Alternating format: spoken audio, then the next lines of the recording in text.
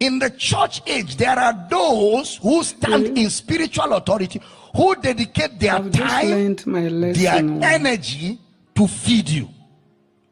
The truth is not something you can fight.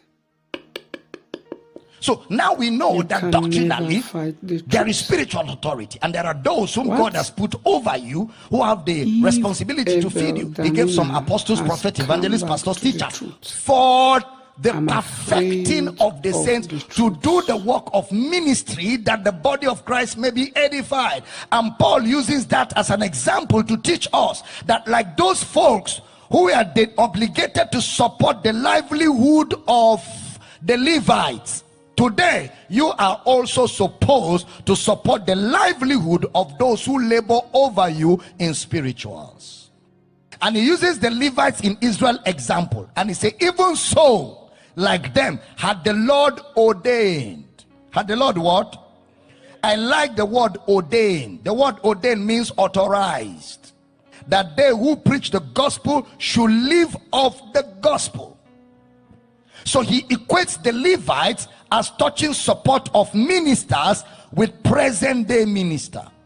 Let me read this for you from Amplified, 1 Corinthians 9:8-11. Do I say this only on human authority, or as a man reasons? Does not the law endorse the same principle? For in the law of Moses it is written, you shall not muzzle an ox when it is treading out the corn.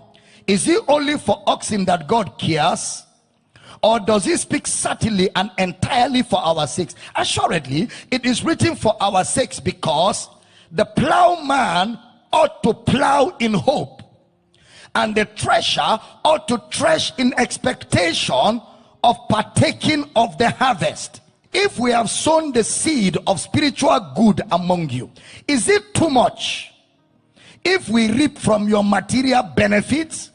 If others share in this rightful claim upon you, do we have a still better and greater claim? However, we have never exercised this right, but we endure everything than put a hindrance in the way of the spread of the good news, the gospel of Christ. Verse 13.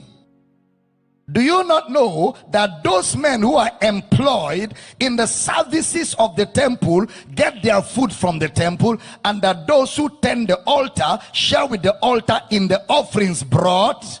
On the same principle, the Lord directed that those who publish the good news should live, get their maintenance by the gospel.